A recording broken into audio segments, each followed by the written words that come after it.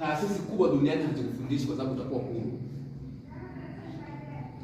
Unaona wahitimu wengi wanamaliza vyuo. Wanamaliza vyuo wanabaki mtaani kwa sababu hawana ujuzi wa kuwafundisha leo. Nilikuwa na ujuzi, mimi changu nilichoma. Nilichomanga kitu changu mwaka 2007. Na sikuwa na haja ya kitu changu. Sababu nilijenga ujuzi huu na nitawaambia kwa sababu gani. Na ni kwa nini ujuzi huu. Okay? So, kuna hii sentensi hapa inasema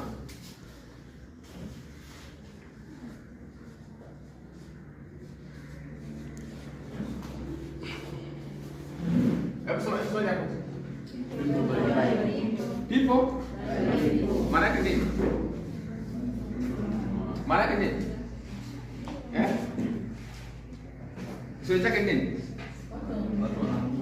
Watu wananunua watu. Katika soko mnalijua hili. Hakunaga uhaba wa bidhaa ama huduma, hakuna. Ila kuna uhaba wa wataalamu wa kuuza. Okay? Yaani sokoni hakuna kitu adimu sokoni kama wataalamu wa kuuza. Ile mabidhaa kila kona, ukienda kuna bidhaa hivi. Ile hapo pale madukani. Kwa sababu hakuna mtu kutoka kuuza.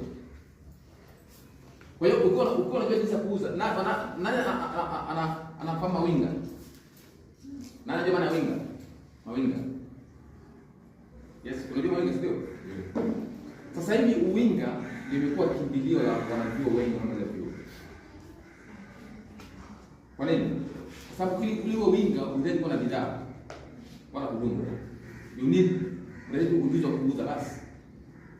Sababu bidhaa ziko kali kwa mteja ila hawawezi kuziuza. Kwa hiyo unachukua bidhaa ya mtu unaingia mtandao unafungua account na promote unauza unatoa commission unapeleka bidhaa. Una bidhaa. Kuna watu wanapiga pesa nyingi online. Hawana maduka kuliko ni maduka yenyewe. Sema tuko sawa. Kwa sababu wanajua jinsi ya kuuza.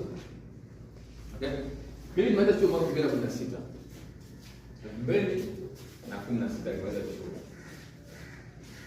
Nilikuwa na GPA ya 4.5 ya economics. Ndio yangu ilikuwa nataka kufanya kazi DOT. Lakini baada ya kuanza chuo mambo hayakwenda kama nilivyotarajia. Kwa nini? Kwa sababu sikuwa na refa component. DOT huwezi kuingia hivi. Uko na GPA. Mimi kwa GPA hii ni first class 4.5 economics. Kwa hiyo sikuweza kupata access kwenye DOT. Kwa bahati nzuri bado kumwaka nafasi za kazi. Nika-apply, pili hiyo ilikuwa mwaka 2016 hivi. Nikapata kazi bora kama sales manager. Nikafanya kazi pale bora kama sales manager.